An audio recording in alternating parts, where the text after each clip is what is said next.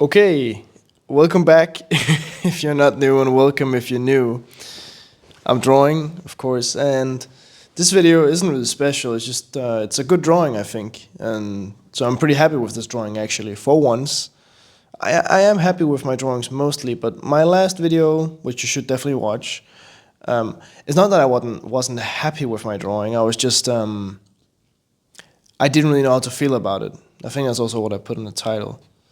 But this one is definitely going to be something along the lines of I made this drawing in 30 minutes, or this drawing only took me 30 minutes, something like that. But yeah, I'm using the Twisby Eco fountain pen with some random black ink. I think it's Platinum. I think it's the brand. And yeah, and I'm on an A3 paper. So today, nothing much really happened, but I have a little bit of a story time. No, not really a story time, more just some interesting thing that happened. And let's just start from the top. And I sold a pair of cowboy boots, which I didn't really use, but they were great boots nonetheless. But, personally, I don't see what the reason to keep anything, especially if you can sell it for money when you don't use it on a regular basis. And especially if it's not even on a monthly basis. Like I had used the boots like 5 times maybe, at 5 at most, and they just weren't it. Like they weren't comfortable. I couldn't really drive in them. They were cool looking. They're pretty cool looking, but they weren't the perfect outfit accessory or whatever you'd say. They weren't. I didn't like them as much as I thought I would. Is probably the best way of saying it. But they were still great boots.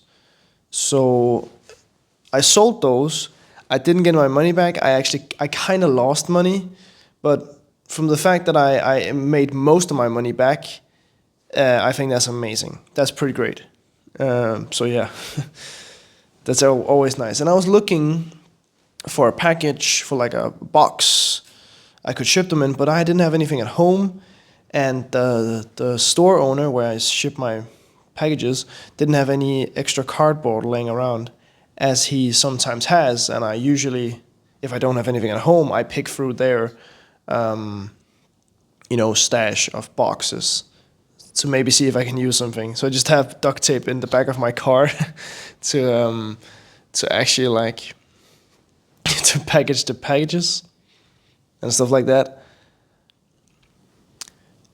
But he didn't have any today.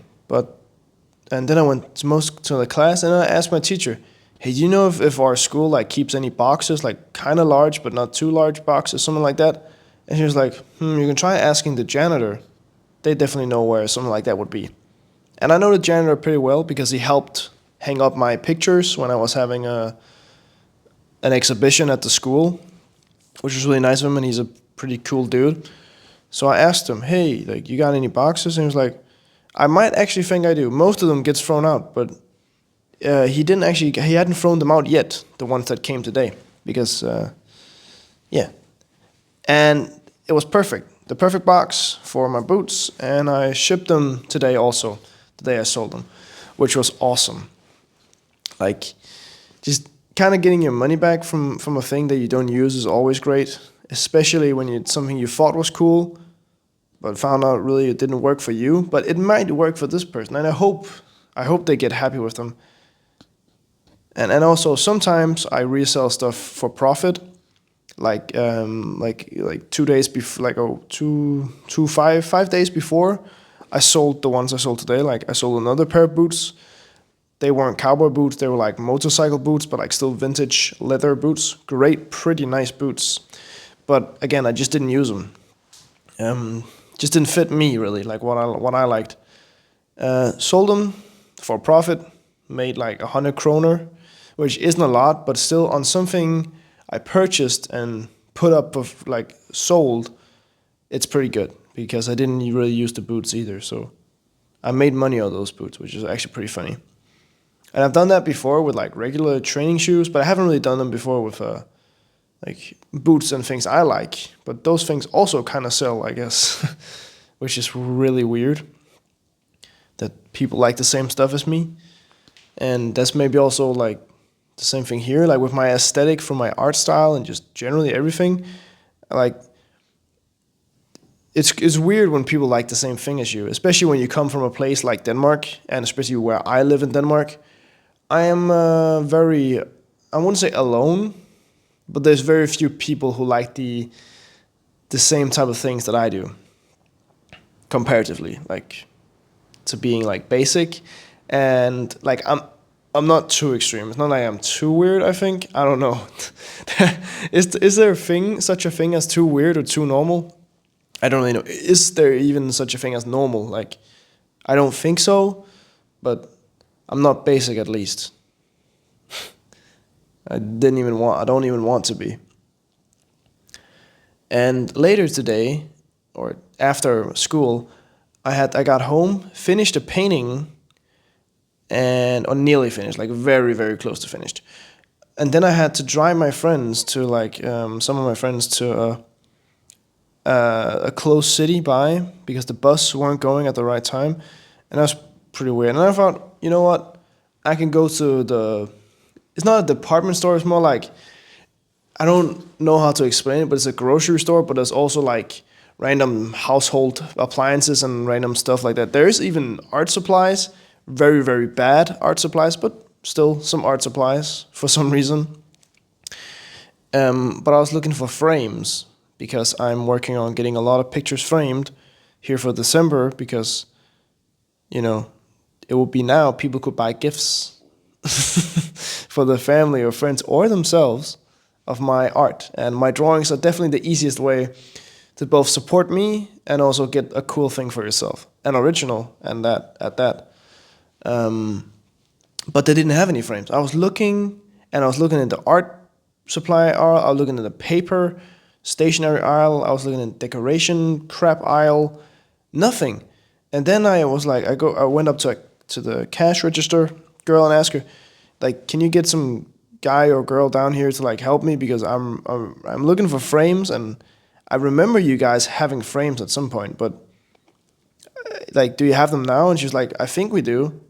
Like it would make sense if we did. So I was like, okay, there will come this person and they'll help me. And some guy, he came, and then he was like, he said, yeah, we should have them down here. And then we were in the art aisle where I was at like the first point, like the first thing I looked at. He's like, I guess we don't have any. I guess we don't have that anymore. Okay, fair enough. But like that's just, it's nobody's fault. Like, it's my own fault. But it's just, this is weird because I really remember the place having frames, but it doesn't really matter. I can just buy them online.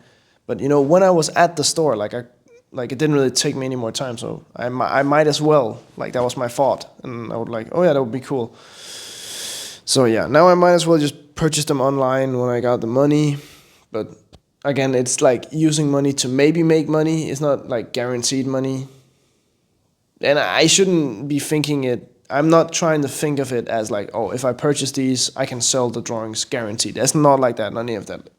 It's mostly because I want, for personal reasons, I want cooler things with my drawings. Like, I want them to be displayed. I want them to be more luxurious. I want them to be protected and stuff like that. So it's not me just trying to make a product, because I'm making art, which in turn is also kind of a product, but that's a part of it. Like, you can't be an artist without selling something. Well, you can, but then you're selling content, then you're making content, or you're doing classes or teaching or whatever it is, or a job. Like if you want to live completely off your art, it's definitely either making content about it or selling drawings, paintings, sculptures, whatever's. And I think that's fair.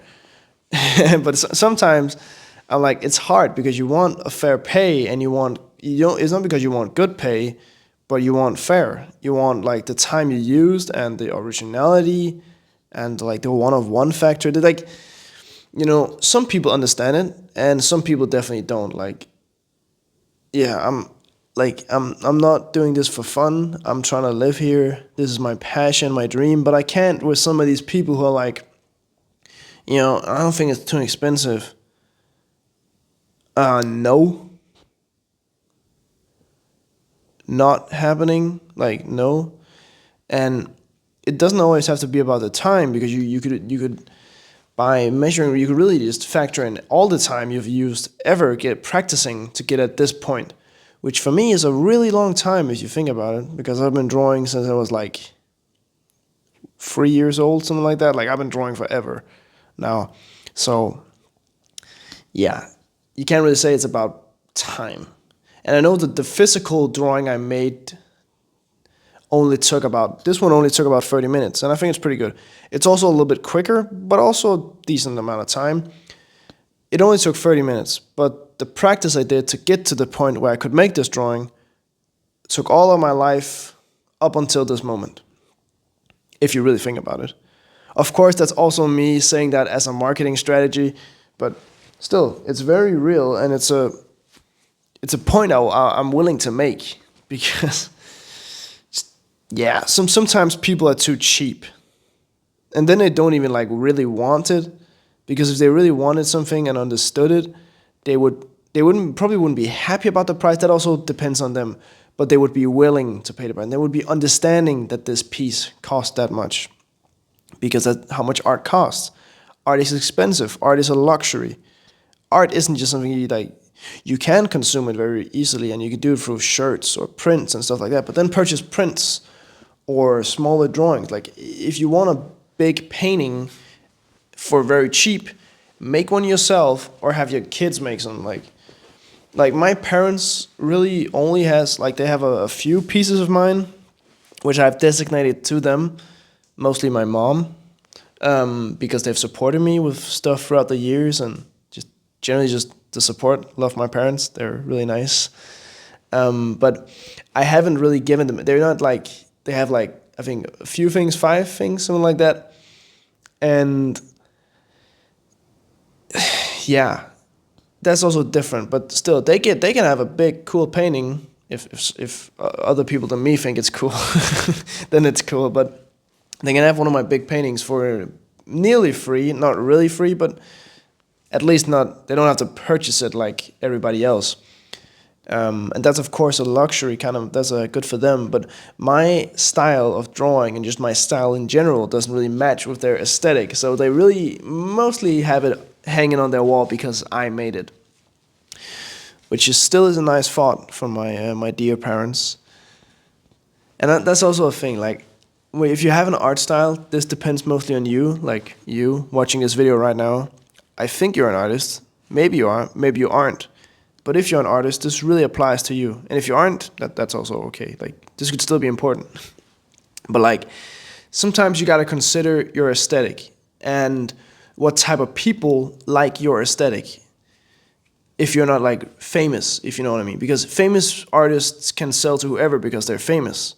That's a whole different story. But being not so famous, like me, and having a very distinct aesthetic and a distinct drawing style that's not very decorative. I'll use the word decorative, because the art gallery I was at, they liked my stuff. The lady I was there, got a free show around the place, really, and a good talk with the owner. She's like, "We like you. You have make some really cool stuff, and you have a unique and nice art style, and you're good, and you produce, and all this." Like very, really, very flattering words for me. She was flattering me a bit, and that's really nice. But I knew she wouldn't want to have me in their place, and that's because their customers in their gallery is mostly middle-aged to old people, and they like a certain type of. It's not bad, like it's still cool art, but it's not simple in the construction way necessarily. But it's simple in the way of understanding. It's not very rough, it's not very raw. It's tame, and it's understandable, and it's easy. It's kind of decorative art. And that has its place. Like, it's really cool. And people have different aesthetics. Like, I like to draw and paint the things I like, and somebody might like other things, and other people definitely like other things. But that's also something you got to consider, because I had all the requirements of what they were looking for, technically, except I wouldn't match their customer base. And that's also a thing you got to think about. You shouldn't do anything for customers or for people to like it or think it's cool. You should do only the things you think are good. Like, and you shouldn't be like, oh, I can only use acrylic or oil paint. No, use whatever the hell you like. Like, it doesn't matter. If you want to use spray paint and oil paint together, do that. If you want to paint on a trash can, paint on that trash can. Like, it doesn't matter. It's your world, and you should do only the things that makes you happy. And if something, like, and if someone doesn't like it, that's just too bad for them. Like, you make really cool stuff. I know you do. Especially if you're following your heart and your soul and your, like, your idea of everything, yourself. It's kind of selfish, but I think in this sort of job or, like, this sort of thing, you have to be selfish and you have to stand up for yourself and believe in yourself and believing in the things you like and your taste and your aesthetics. Because that's what I try and do. And sometimes it's hard. Sometimes I really think about, what if I just made some very, not necessarily simple, but more like decorative art for like middle-aged people and old people. But still, probably not going to happen. But for me, I'm going to stay in my boat, do my thing, and keep on doing my thing. And like at the rate it's going now, something will probably come about. Like I'll keep going until I don't know if I want to be famous really. I just want to live off my art. Like I don't have to be famous or anything like that. I just want to be able to like make money and live my little life without having to have a normal job, like I'm doing quotations, normal job. Like art is a job, being an artist is a real job, and it's a time-consuming job. It's like being like self-employed, which it is, of course. But yeah, keep doing you guys. Like keep doing yourself. Keep doing stuff for you and you only. Yeah, just keep going. That's at least my my best idea. And of course, like if you haven't thought about it, if you release stuff on the internet, like if you post on Instagram, post on YouTube if you want to, post on Twitter or X or whatever it's called, post on like, yeah, like post on wherever you want to, of course, but definitely just post, get your stuff out there. And in this modern world where it's hard to get stuff out there if you aren't digital, use the internet, like use it, you have to do it. And personally, I've been not using a lot of money. Actually, I've been very cheaply paying for ads on my some of my Instagram posts, and it actually works quite well. They're getting more likes than usual. They're getting very many more views, of course. But I'm also getting followers and likes from new people and people around me, like not people I know, but other artists from Denmark or close by. Also some American artists, of course. And I think that's awesome that I don't have to pay that much. I've used like, I don't know, about $60 or something for like 2 posts, which like $30 each or something. And for some that may be a larger amount of money to spend on Instagram ads. And I only did it because I had money that I wanted to do something with, and I was like, I might as well try it just to see if it works. And I won't do it every time because that would be really expensive. But I'll definitely do it from time to time because I think it's a great way of getting my stuff out there to more people. And that's also what Meta and Facebook and Instagram and all that stuff, that's what they want. Like, definitely. They want you to pay for ads so they make money. Like, that's how it is. Yeah. What more? Well, also, I'll tell you a little secret, since we're like 20 minutes in or something like that. I've actually finished another painting. It's a much smaller painting, much smaller, but I still think it's pretty good. And it was like a little extra canvas I got from a thrift store. And I turned it into a pretty cool portrait, I'd say. But that video will probably release in probably on Monday, I think, as of recording this. So like the 18th, I think it is. Yeah, the 18th. I'll release it. I think I've already done the video, and I just have to do the voiceover. But I'll probably do that Sunday, and then release it Monday, or something like that. I don't really know right now. Like, it's actually it's the first time in a while that I've been working on multiple videos. I'm also working on a third video, which I won't tell you about, but it makes sense as of stuff you've heard. So I'm working on a lot of things at the same time, and I think that's the best way of doing cooler stuff. Because sometimes paint has to dry, and other times like I'm just not in the mood for drawing, or all of this and all of that. Like, it's kind of balancing life. doing my homework and school assignments, and also doing YouTube and art and all that stuff. And also somehow trying to resell. I have kind of a packed schedule some days, but a random Friday like today, I don't really have nothing to do, which is nice. I have work tomorrow and on Sunday, which is great because I need money, but I haven't really had that many shifts this month, like, so that's not too good, but I'll still get a little bit of money. But I would like a bit more. I would like to work a bit more, of course. Like, it's not because I'm getting paid very fairly, but I would just like more shifts so I can get more money.